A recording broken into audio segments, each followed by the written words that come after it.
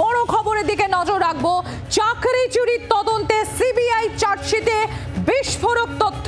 CBI supplementary চার্জশিটে BJP কর্মী অরুণ হাজরার নাম। CBI supplementary চার্জশিটে প্রথম কোন বিজেপি কর্মীর নাম অরুণ হাজরার নাম। আর সূত্র মারফত যে খবর পাওয়া যাচ্ছে, বাজার থেকে ৭৮ কোটি টাকা তুলেছিলেন এই অরুণ। আপনাদের আরো একবার জানাবো, সূত্র মারফত যে খবর এসে পৌঁছাচ্ছে, বাজার থেকে ৭৮ কোটি টাকা তুলেছিলেন এই অরুণ হাজরার নাম সিবিআই সাপ্লিমেন্টারি চার্জশিটে। আমরা আরো ডিটেলসে জানবো। আমরা সরাসরি নজর রাখবো নিউজ রুম থেকে। আমাদের ইনপুট হেড সঞ্জয় ভদ্র রয়েছেন আমাদের সঙ্গে। সঞ্জয়, বাজার থেকে ৭৮ কোটি টাকা তুলেছিল এই অরুণ হাজরা, কিভাবে অপারেট করতো? একেবারে যে খবর এই মুহূর্তে আমাদের কাছে রয়েছে যে সিবিআই প্রাথমিক নিয়োগ তদন্তে যখন তারা তদন্ত করছিলেন, প্রাথমিকে শিক্ষক নিয়োগ যে দুর্নীতি হয়েছে তার তদন্তে নেমে তারা যেটা জানতে পারেন যে অরুণ হাজরা বলে একজন ব্যক্তি, যিনি চিনুদা বলে পরিচিত এবং নর্থ কলকাতায় একজন রাজনৈতিক কর্মী হিসেবে অত্যন্ত প্রতিষ্ঠিত এবং বর্তমানে এই মুহূর্তে বিজেপি দলের সঙ্গে তিনি রয়েছেন। তিনি যখন তাপস রায় তৃণমূল কংগ্রেস ছেড়ে বিজেপিতে চলে যান, তার হাত ধরেই তিনি বিজেপিতে চলে যান এবং তারপর থেকে তিনি বিজেপি দলের সঙ্গে যুক্ত। সেই অরুণ হাজরা সম্পর্কে তারা কিন্তু খোঁজখবর করছিলেন এবং প্রোব করছিলেন। এই প্রোব করতে গিয়ে তারা যেটা জানতে পারেন সেটা হলো যে অরুণ হাজরা এই প্রাথমিকের শিক্ষক নিয়োগ দুর্নীতিতে বহু ব্যক্তির কাছ থেকে চাকরি দেওয়ার নাম করে অযোগ্য ব্যক্তিদের চাকরি দেওয়ার নাম করে মার্কেট থেকে টাকা তুলেছেন। পরবর্তীকালে তদন্ত করতে গিয়ে ফিগার্স অ্যাকুমুলেট করে যে সকল তথ্য প্রমাণ তাদের কাছে আসে, তাদের চক্ষু ছানা বড়া হয়ে যায়। তারা দেখতে পারেন যে অরুণ হাজরা ওরফে চিনুদা, তিনি মার্কেট থেকে প্রায় ৭৮ কোটি টাকা তিনি তুলেছিলেন অযোগ্য প্রার্থীদের কাছ থেকে। তার মধ্যে শুধুমাত্র ১১ কোটি ৫০ লক্ষ টাকা তিনি তুলেছিলেন প্রাথমিকের শিক্ষক পদে অযোগ্যদের চাকরি করিয়ে দেবেন এই নাম করে। এবং সেই তদন্তের সূত্র ধরে সিবিআই তদন্তকারী অফিসাররা অরুণ হাজরা ওরফে চিনুদার চারজন সাব এজেন্ট তাদের আইডেন্টিফাই করতে পারেন। আব্দুল মালেক, বরুণ বিশ্বাস, বকুল বিশ্বাস, রওশন আলম এরকম চারজনের ব্যক্তির কাছ থেকে তারা আইডেন্টিফাই করেন। তাদের চারজনকে তারা ডেকে নিয়ে আসেন। তাদের চারজনকে ডেকে তাদের জিজ্ঞাসাবাদ করা হয়, এমনকি তাদের প্রেমাইসে তারা কিন্তু রেডও করেন। এবং তখন তারা যখন রেড করছিলেন, অর্থাৎ তারা যখন তল্লাশি করেন এবং পরবর্তীকালে সেগুলো প্রোব করেন, যে চারজনকে তারা আন্ডার স্ক্যানার নেন, সেই চারজনের নাম হলো আব্দুল সালেম, বকুল বিশ্বাস, রওশন আলম এবং তিস্তা মান্না।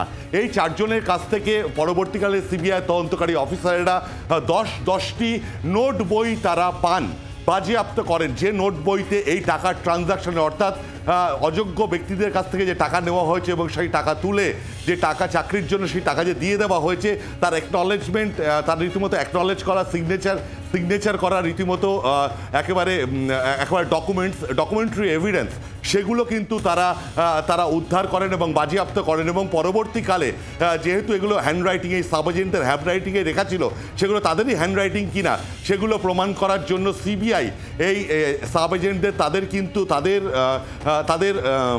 তারা হ্যান্ডরাইটিং তাদের পরীক্ষা করা হয় এক্সপার্টদের দিয়ে, এবং হ্যান্ডরাইটিং এক্সপার্টদের দিয়ে সেই হ্যান্ডরাইটিং জাজ করানো হয় এবং কনফার্মেটরি রিপোর্ট আনা হয় যে এই হ্যান্ডরাইটিং, অর্থাৎ 10টি বাজেয়াপ্ত নোট বইয়ে যে চারজন এজেন্টের, অরুণ হাজরার যে চারজন এজেন্টের হ্যান্ডরাইটিং রয়েছে, সেই হ্যান্ডরাইটিংগুলো সেই তাদেরই, সেগুলো কনফার্ম করা হয়। এবং দেখা যায় যে সেখানে পুরো হিসেব লেখা রয়েছে কোন অযোগ্য প্রার্থীদের কাছ থেকে কোন সময় কত টাকা তোলা হয়েছে এবং সেই টাকা কিভাবে অযোগ্য প্রার্থীদের সেই টাকা কিভাবে পৌঁছে দেওয়া হয়েছে অযোগ্য প্রার্থীদের চাকরি করিয়ে দেওয়ার নাম করে। এবং যাদের কাছ থেকে দেওয়া হয়েছে তাদের কাছ থেকে কনফার্মেট, তাদের কাছ থেকে অ্যাকনলেজমেন্ট, সিগনেচার তাদের কাছ থেকে করিয়ে নেওয়া হয়েছে, সেগুলো তারা কনফার্ম করেন। অর্থাৎ বোঝা যাচ্ছে যে অরুণ হাজরা যে এই প্রথম কিন্তু আমরা দেখলাম প্রাথমিকের শিক্ষক দুর্নীতি নিয়োগ মামলায় এক বিজেপি কর্মীর নাম জড়ালো, যিনি একসময় তৃণমূল কংগ্রেসের সঙ্গে যুক্ত ছিলেন, একসময় পরবর্তীকালে এই মুহূর্তে তিনি বিজেপির সঙ্গে যুক্ত, বিজেপির কর্মী হিসেবে তিনি পরিচিত। সেই ব্যক্তি মার্কেট থেকে তিনি বিভিন্ন এজেন্টদের মাধ্যমে ৭৮ কোটি টাকা তিনি তুলেছিলেন। এই ৭৮ কোটি টাকার মধ্যে ১১ কোটি ৫০ লক্ষ টাকা তিনি তুলেছিলেন অযোগ্য প্রার্থীদের তিনি প্রাথমিকের শিক্ষক পদে চাকরি করিয়ে দেবেন এই নাম করে, এবং এই পুরো ট্রেলের পুরো তথ্য প্রমাণাদি জোগাড় করার পর অরুণ হাজরার বিরুদ্ধে এই বিস্ফোরক অভিযোগ কিন্তু সিবিআইয়ের পক্ষ থেকে আনা হয়েছে আদালতের সামনে। ধন্যবাদ সঞ্জয়। নিউজরুম থেকে আমাদের ইনপুট হেড সঞ্জয় ভদ্র ছিলেন আমাদের সঙ্গে। আর এই মুহূর্তের বড় খবর, যে তথ্য উঠে আসছে সেই বিস্ফোরক তথ্য আপনারা দেখতে পাচ্ছেন যে সিবিআই যে সাপ্লিমেন্টারি চার্জশিট, সেখানে বিজেপি কর্মী অরুণ হাজরার নাম। এই অরুণ হাজরা কিভাবে কাজ করত? বাজার থেকে ৭৮ কোটি টাকা তুলেছিলেন এই অরুণ হাজরা, যিনি চিনু হাজরা নামেও পরিচিত। এর মধ্যে প্রাথমিক নিয়োগের নামে 11.5 কোটি টাকা তুলেছিলেন তিনি, এবং সূত্র মারফত যে খবর আসছে 4 জন সাব এজেন্টের মাধ্যমে এই টাকা তোলা হয়। নোটবুক বাজেয়াপ্ত হয়েছে, যে নোটবুকের হ্যান্ডরাইটিং এর সঙ্গে বা হাতের লেখার সঙ্গে এই যে 4 সাব এজেন্ট, তাদের হাতের লেখার প্রমাণ পাওয়া গিয়েছে, তাদের হাতের লেখা মিলে গিয়েছে, তাদের হ্যান্ডরাইটিং মিলে গিয়েছে, এবং সেখানেই সমস্ত তথ্য নথিবদ্ধ করা রয়েছে। কার কাছ থেকে কত টাকা নেওয়া হবে, কোন কোন অযোগ্যকে চাকরি দেওয়া হবে, এমনকি অ্যাকনলেজমেন্টও নেওয়া হয়েছে।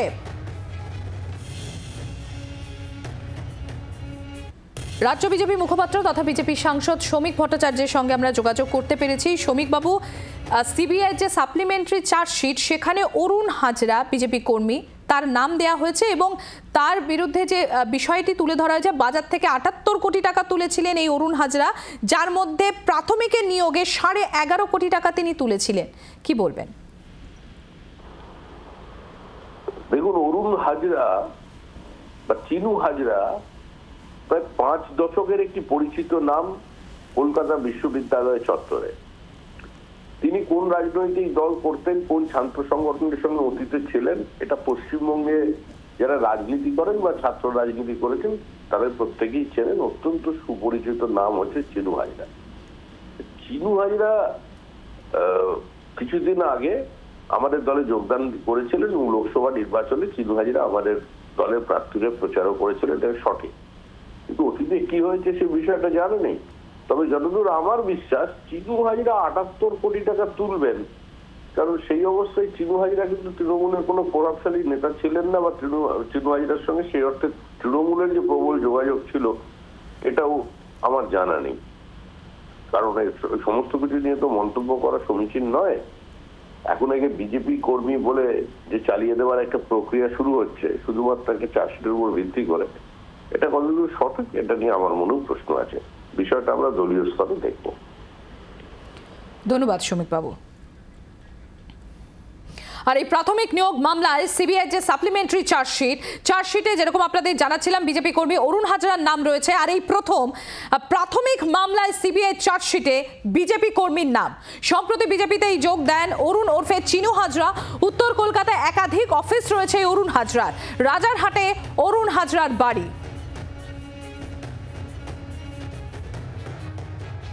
প্রাথমিক নিয়োগ দুর্নীতি মামলায় এবার সিবিআই চার্জশিটে আরেকজন নতুন একের নাম যুক্ত হলো। যেটা জানা যাচ্ছে, অরুণ হাজরা ওরফে চিনু হাজরা। তিনি একাধিক জনের নাম রেকমেন্ড করেছিলেন, এবং সেই সমস্ত লোকের চাকরি হয়েছে ঘুরপথে। বর্তমানে সিবিআই তাকে খুঁজছে, তার কাকে কাকে রেকমেন্ড করেছিলেন, কার কার সঙ্গে যোগাযোগ ছিল, সেই সমস্ত কিছুর কিন্তু এখন পর্যন্ত তল্লাশি শুরু করতে চাইছে সিবিআই। ইতিমধ্যে এই চার্জশিট তারা জমা করেছে। এই মুহূর্তে আমি যেখানে দাঁড়িয়ে রয়েছি, চিনু হাজরার অফিস বউবাজারের একেবারে যে অফিস দেখা যাচ্ছে, এখানে আমি একটু দেখাতে বলবো। একেবারে পুরো উল্লেখ করা রয়েছে অরুণ কুমার হাজরা ওরফে চিনু হাজরা, তার অফিস, এবং সেখানে একেবারে মন্ডে থেকে স্যাটারডে পর্যন্ত তিনি লোকজনের সঙ্গে দেখা করতেন।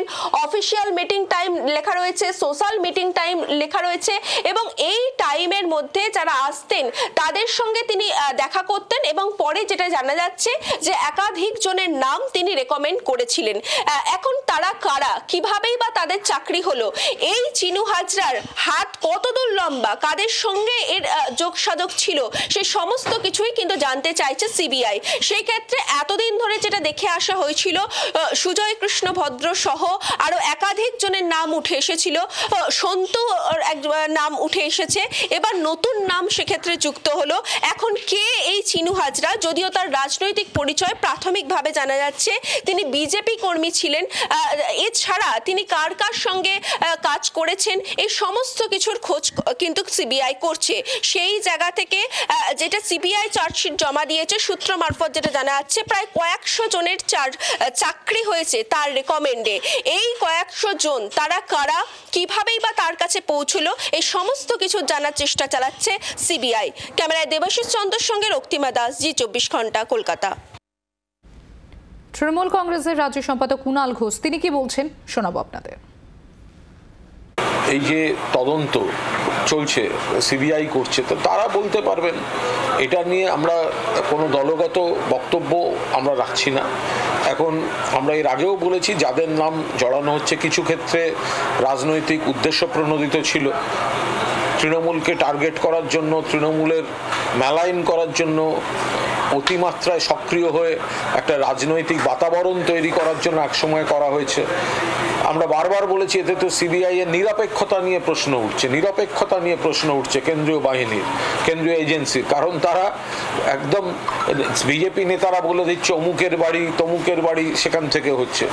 এখন হঠাৎ একজন বিজেপির নেতার নাম দিয়েছে, সে তাদের ব্যাপার, তারা বলতে পারবে। যেভাবে তৃণমূল কংগ্রেসের বিরুদ্ধে রাজনৈতিক উদ্দেশ্য প্রণোদিতভাবে একের পর এক তৃণমূল করতে গিয়ে তাদের হয়তো কোথাও মনে হয়েছে একটু ব্যালেন্স করি, নইলে তো প্রশ্নটাই প্রতিষ্ঠিত হয়ে যাচ্ছে যে নিরপেক্ষতা নয়।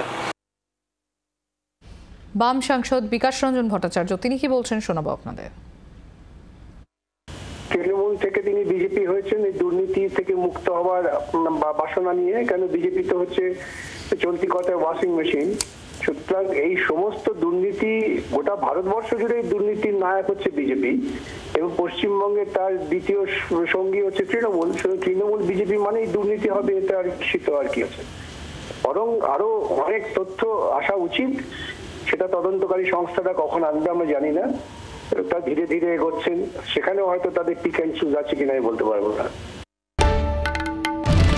বাংলার আওয়াজ, বাঙালির আবেগ, জি24 ঘন্টা।